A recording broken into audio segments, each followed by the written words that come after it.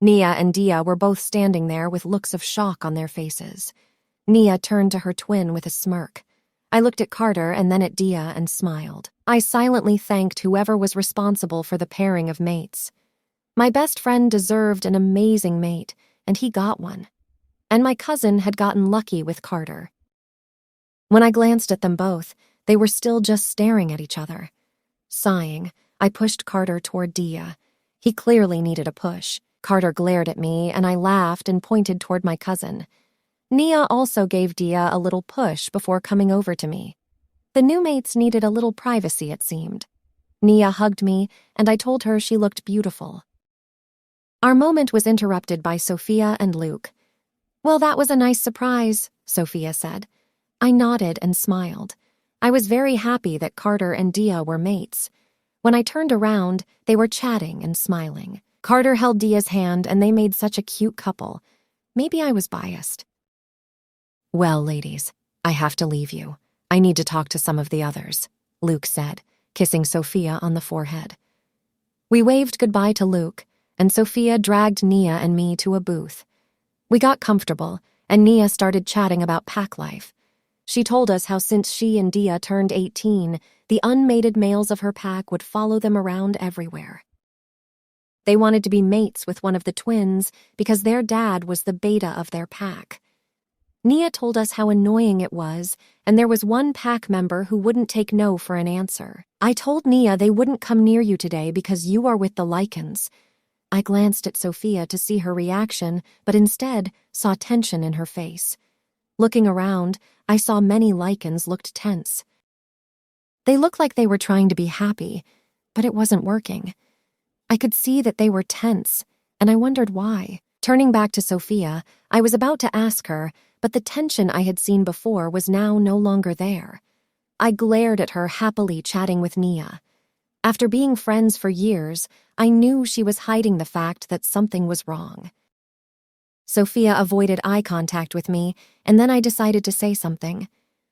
"Okay, what's the matter? Don't say nothing, Sophia, because I know you too well," I said, folding my arms. "I don't know whether that's a blessing or a curse," Sophia muttered. I raised my eyebrows, knowing she was attempting to change the subject. "Fine, I'll tell you," Sophia relented. "Well, there has been a big issue regarding the king. The councils of alphas have voiced their displeasure at our king ruling without a mate. This was only 2 days ago, but it was clear they had wanted to say this for a long time. They complained that the king isn't stable because he doesn't have a mate, and mates keep each other grounded. No one is there for the king in the way he needs. It is getting so bad that when the king gets angry, he has to be restrained. There is a special room where he is chained to stop his Lycan from coming out and wrecking everything. The council said this was a hazard, and it wasn't safe for the kingdom, so they proposed a deal. There is a female Lycan whose mate is a werewolf, but he is dying. Since they never marked each other, the council thinks that it may be possible for the king and this female to mate. I don't think they know what they're talking about. After all, they are werewolves. Our king would be in a forced relationship. His Lycan will never accept anyone but their mate, and forcing them to mate could be more dangerous than the council thinks." Sophia paused to take a breath. I sat there in shock. The poor king, being forced to mate someone else. Surely he could have just refused. "But couldn't he have just said no? He is the king after all," Nia said, voicing my own thoughts. "No, he can't. If he did, then he would be ignoring the majority of the alphas, and that isn't how a king should be." Sophia sighed. "I just don't understand how alphas can expect that of him." Nia shook her head. "What annoys me is that the king's mate is out there, and she was born to be queen. This female isn't. All of us Lycans are having a hard time coming to terms with the council's decision. You know we are very loyal, so we can't grasp the fact that our king will have to mate with someone other than his actual mate. It is crazy." Sophia shook her head. "I feel so bad for the king. He is doing all of this just to appease the alphas." I sighed. For some reason, my heart hurt. Sophia nodded in agreement. She then briefly mentioned that the king hadn't been out of his room since the arrangement was discussed. Sophia said he had the whole floor to himself, but hadn't come out of his room once. She suspected he is feeling guilty about the arranged mating because he probably feels as if he is betraying his mate. Nia said that she wished he would find his mate soon. Sophia said that's one of the reasons these balls are held, so he can find his mate. So far, he has had no luck, which means either his mate is too young, she's a human, or she isn't alive. I hoped fate wasn't so cruel to our poor king that his mate was dead before they even met. We changed the subject pretty quickly and began to talk about other things. Nia mentioned how she wanted to find her mate as quickly as possible to stop her pack members lusting after her. Since Dia had found her mate, she would now move out and come to my pack. This meant Nia would be left with the males of her pack. I knew the girls wanted to ask about Hunter, so I told them I didn't want to talk about it. Hunter had found his mate, and I was moving on with my life. Sophia asked if I wanted her to scare Hunter, and I laughed but refused. Suddenly, the atmosphere changed. The tension was evident. My wolf began to stir, so I looked around. All the Lycans were focused on someone walking up the stairs. My wolf began to get angry, and I had no idea why. I grabbed onto the table to stop myself from shifting.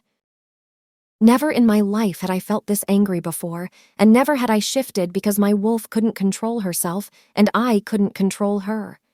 That's her.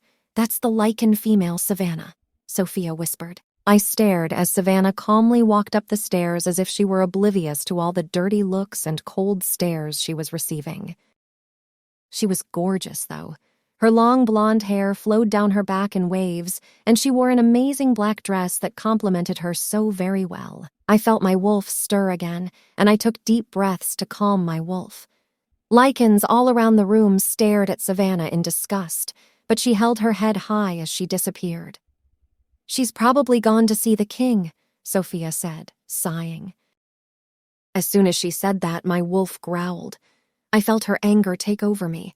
I knew I needed to get out of here as soon as possible. Quickly, I stood up, and without saying anything, rushed out of the palace and into the cool air. I ended up sitting on a bench near the gardens. Closing my eyes, I tried my best to calm my wolf down. This was not the time nor place to shift. I needed to get my wolf under control. After sitting there for a while, I managed to calm my wolf down. She was not happy with me. I knew that much, but what I didn't know was why she was acting like this. I had a very good relationship with my wolf. I felt like we understood each other and had a good connection. This was out of character for her. Maybe she was feeling upset and angry because of the king's situation. She might have picked up on the upset of Sophia's Lycan. They were close before she had become a Lycan as well, so maybe that's why she reacted so strongly. I decided it was best if I stayed outside in the cool air. I didn't want to risk my wolf getting angry again. I wasn't sure if I would be able to control my shift if she did. Something just didn't feel right, though. My wolf reacting that strongly didn't sit right with me. What was wrong with me?